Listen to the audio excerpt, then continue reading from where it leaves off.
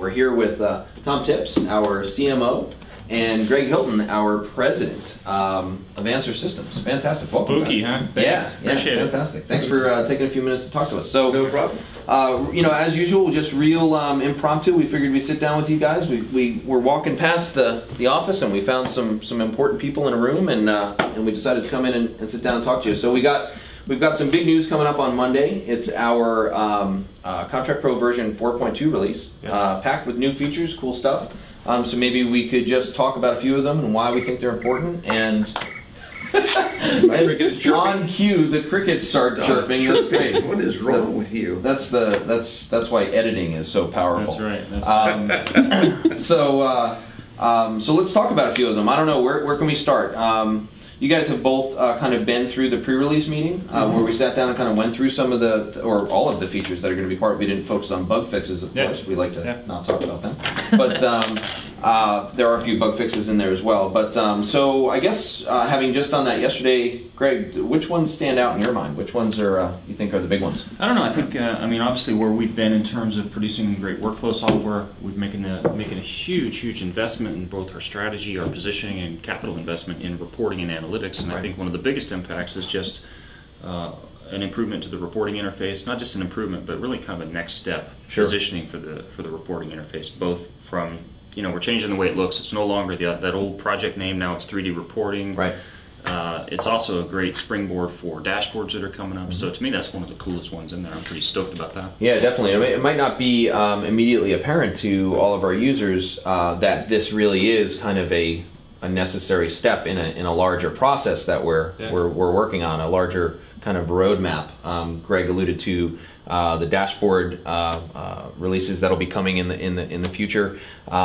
In addition to dashboard changes, we've also got some significant changes coming out in this release with regard to 3D reporting and our ability to deploy for the first time ever. So limited to 3D reports only at this point. But Tom, why do you think that's important? Is that something that our users have been asking for a lot? Well, of all the things we saw yesterday, I thought that was the most exciting. And yeah, I mean, the users, we have perfect, wonderful workflow, and it keeps getting better and better in terms of contract management workflow. But the one thing that really sets us apart is information that is housed within ContractPro.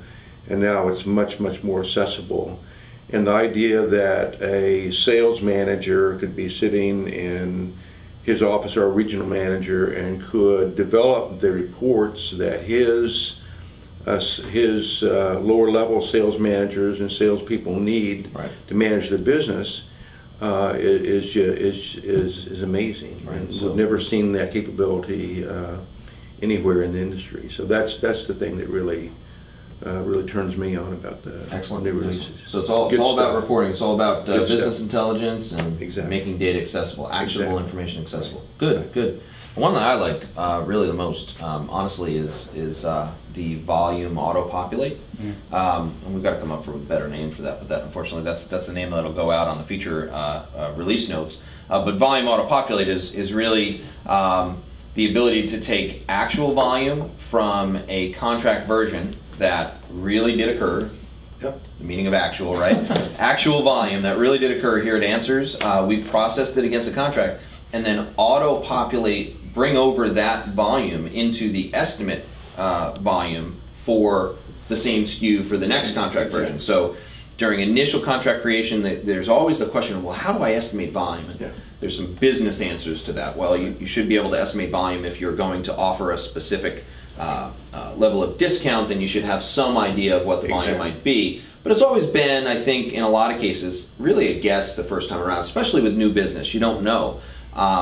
So making that actual performance information available seamlessly, and it really is seamless. It's you create a new version of the contract. If you're configured with this feature, the volume comes over automatically, and you don't have to touch a single button. It just shows up there on the line item. So that's one that I know our customers have been asking for a long time.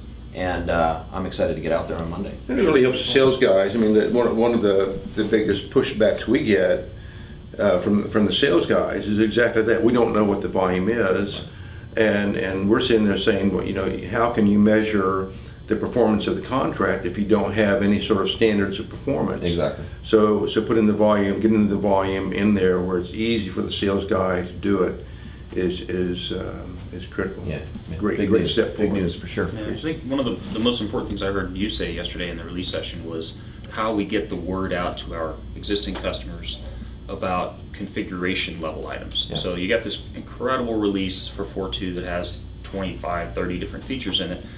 And a lot of them are not going to be immediately visible to our customers. So it's the responsibility of our kind of our teaching unit, the account managers, to go out and educate our customers on how they can get those features, what they can do with them, how do they best configure them. So how will that work? Yeah, that's a great point. So account management has been kind of involved in this process, this release process, and they're always involved. But they've been aware of the release features for some time, and we've been working with them to develop a feature settings document, essentially. This will go out in tandem with the release notes, but it'll go out to a specific number of corporate contacts at each manufacturer client, where, you know, within this document we make some recommendations about who is best to fill out this information. It's really a form.